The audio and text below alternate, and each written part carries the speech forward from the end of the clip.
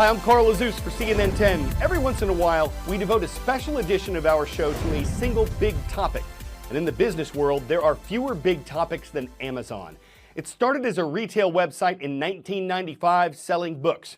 From there, it grew to, well, you know this, it sells most of the things you could buy at a mall and a grocery store. It has online content, it offers cloud computing, and it still not only sells books, it helps people publish them. In September, Amazon's total market value passed $1 trillion. It's the second company to do that behind Apple, and Amazon did it in just 24 years.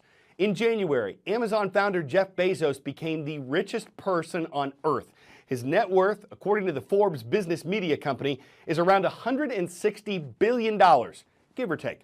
But there have been bumps in the road. The company's been criticized for what it pays its employees, for one thing. Last year, Amazon said the median pay for them was just over $28,000. That means half the people who work for Amazon worldwide made less than that. Thousands of retail stores have closed over the past year, and retail jobs have been lost because many shoppers have been spending less time browsing in stores and more time browsing on sites like Amazon. And privacy advocates say Amazon's Echo device is always listening, raising concerns about who else could hear your conversations besides Alexa. The company is huge. It now has more than 500,000 employees worldwide. It's complicated, like some of the challenges it's faced and creating.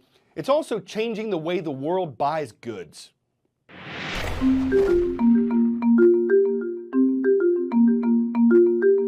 Welcome. Swipe in here. Amazon Go is the ultimate grab-and-go shopping experience. You literally grab it off the shelves and go. You use the app to enter the store. Once you're in, you can put the phone away. And you shop the rest of the store just like you would any other store, with one key difference.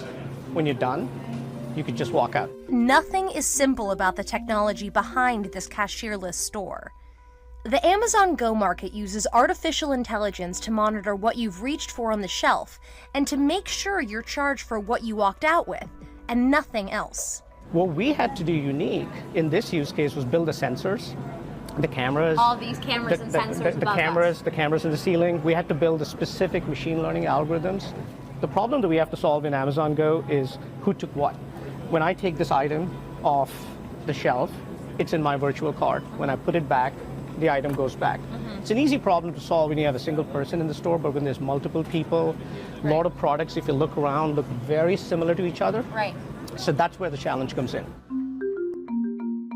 The Amazon Go store is by no means the only place where Amazon uses AI. We've got hundreds of teams working on artificial intelligence programs across Amazon.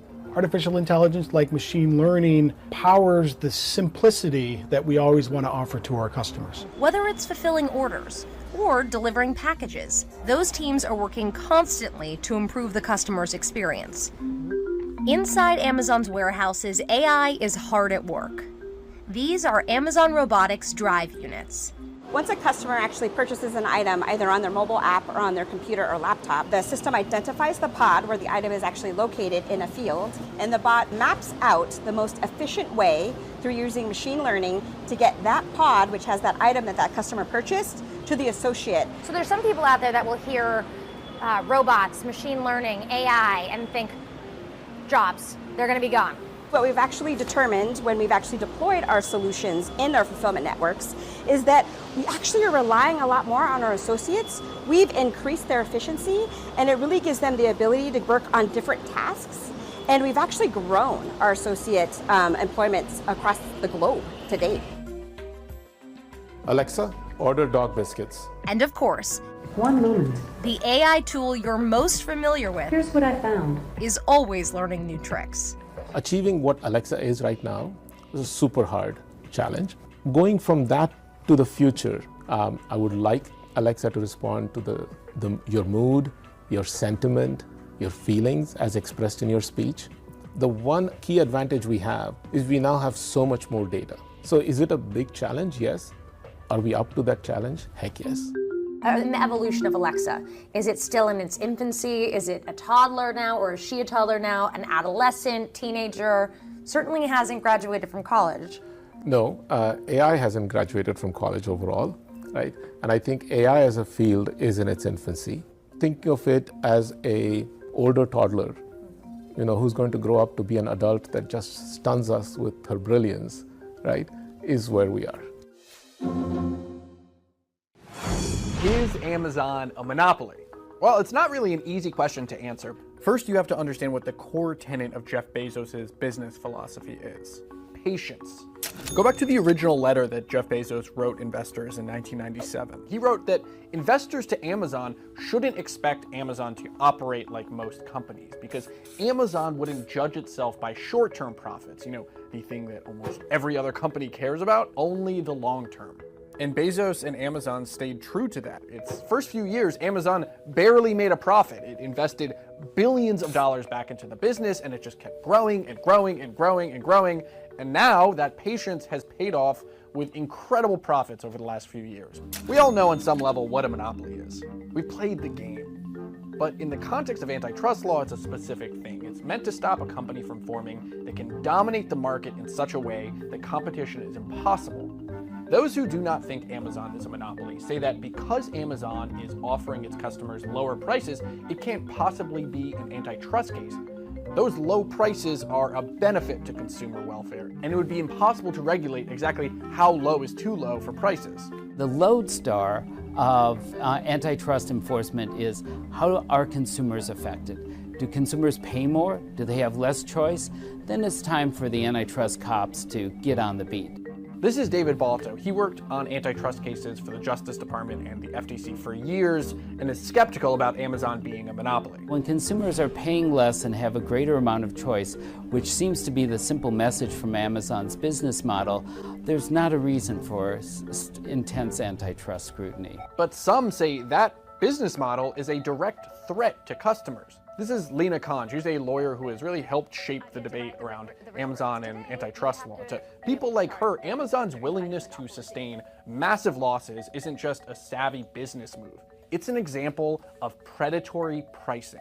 So predatory pricing is when a company prices a good below cost and is doing so basically in order to drive out its competitors so that it is able to kind of enjoy a dominant place in the market. All of those things are a really high bar for the government to prove, and because of that, a successful case on predatory pricing hasn't been litigated in decades. That's not for a lack of will. We certainly at the FTC and the Clinton administration had predatory pricing investigations.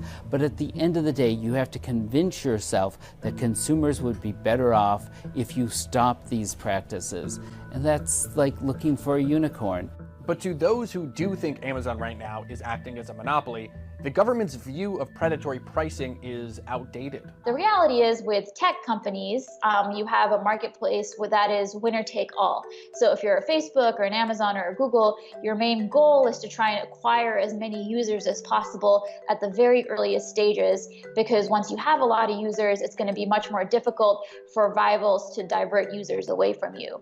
And so in that scenario, predatory pricing actually becomes very rational. It's important to note that the question of predatory pricing is really only one of the questions surrounding Amazon. There are also concerns about just how large Amazon has become as a business. So in addition to being an online retailer, it also is a huge content producer, is a book publisher, it has a huge cloud computing service. The fact that Amazon is involved in all these different lines of business positions it to use its dominance in the online space in order to benefit its other lines of businesses. And I think that's something that's really problematic. What we want from a consumer's perspective is for those people who provide services for us to use the bargaining leverage of having all those customers to lower costs as much as possible. And that's fundamentally what Amazon has done.